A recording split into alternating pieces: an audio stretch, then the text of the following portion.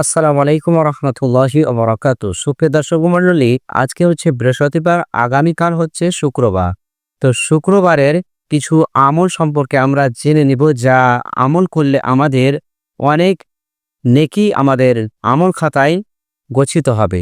তো সেই আমলগুলি আমরা জেনে আসবো শেখ আহমদুল্লাহ কাছ থেকে। তো সম্পূর্ণ ভিডিওটি দেখতে থাকুন। বৃহস্পতিবার সন্ধ্যা থেকে শুক্রবার শুরু হয়ে যায়। শুক্রবার বা জুমার দিন, এই দিন সম্পর্কে কোরআন এবং হাদিস থেকে ঘেটে আমরা 14টা আমলের কথা একটা লম্বা বড় ভিডিওতে বলেছি। আজকে সেখান থেকে আমি সংক্ষেপ করে এই 14টার মধ্যে আবার অতি গুরুত্বপূর্ণ 5টা আমলের কথা বলবো ইনশাআল্লাহ। নাম্বার 1, সবচেয়ে বেশি যেটা করতে হবে পরিমাণে, জুমার দিন জুমার রাত, বৃহস্পতিবার সন্ধ্যা থেকে নিয়ে শুক্রবার সন্ধ্যার আগ পর্যন্ত পরিমাণে সবচাইতে বেশি করতে হবে যে আমলটা, সেটা হলো দুরূদ শরীফের আমল। নবী করিম সাল্লাল্লাহু আলাইহি ওয়াসাল্লাম বলেছেন, আকসিরু আলাইয়া মিনাস সালাতি মিন ইয়াউমিল জুমআতি ওয়া লাইলাতিল জুমআ, তোমরা জুমার দিন এবং জুমার রাতে আমার প্রতি বেশি বেশি দুরূদ পাঠ করবে, দুরূদ প্রেরণ করবে। ফাইন্না সালাতাকুম মারুদাতুন আলাই, কারণ তোমরা যে দুরূদ পাঠ করো এটা আমার কাছে পেশ করেন আল্লাহর ফেরেশতারা, এবং রীতিমতো নামধাম সহকারে আল্লাহর একদল ফেরেশতা নিয়োজিত আছে। তারা বলেন, আল্লাহ, হে আল্লাহ রাসূল, আপনার অমুক উম্মত, অমুক অনুসারী, আল্লাহর অমুক বান্দা পৃথিবীর অমুক প্রান্ত থেকে, অমুক দেশ থেকে, অমুকের সন্তান, সে আপনার প্রতি দুরূদ পেশ করেছে জুমার দিনে, জুমার রাতে বা অন্য সময়ে।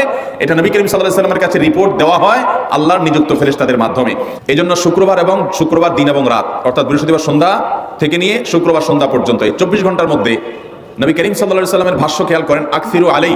ওলামা একরাম জানেন, নবী আলাইহিস সালাম সাধারণত কোনো আমল পরিমাণে বেশি করতে বলতেন না।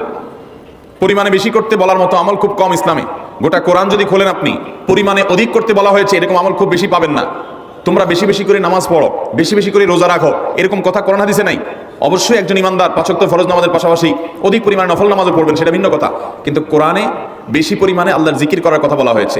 আর নবী করিম সাল্লাল্লাহু আলাইহি ওয়াসাল্লাম বৃহস্পতিবার সন্ধ্যা শুরু হলে শুক্রবার সন্ধ্যার আগ পর্যন্ত বেশি পরিমাণে করতে বলেছেন যে কাজটা, সেটা হলো দুরূদ শরীফের আমল। দুরূদের এই আমলটা, এটা করার জন্য আল্লাহ তাআলা এমন সহজ করে দিয়েছেন যে ওযুর প্রয়োজন নাই। আপনার ওযু নাই, তারপর আপনি দুরূদ পাঠ করতে পারবেন। এবং আপনি এই বড় দুরূদ পড়ার মতো সময় নাই, তো আপনি একবারে সবচেয়ে সংক্ষিপ্ত দুরূদ পড়েন সাল্লাল্লাহু আলাইহি ওয়াসাল্লাম, তাতেও দুরূদ পাঠের সওয়াব পাবেন। আমলটা করবো তো ইনশাআল্লাহ। নাম্বার 1। নাম্বার 2, জুমার দিন উপলক্ষে অন্য যে কোনো দিনের চাইতে জুমার দিন অর্থাৎ শুক্রবারের ফজর নামাজ পুরুষরা মসজিদে জামাতের সাথে পড়বেন।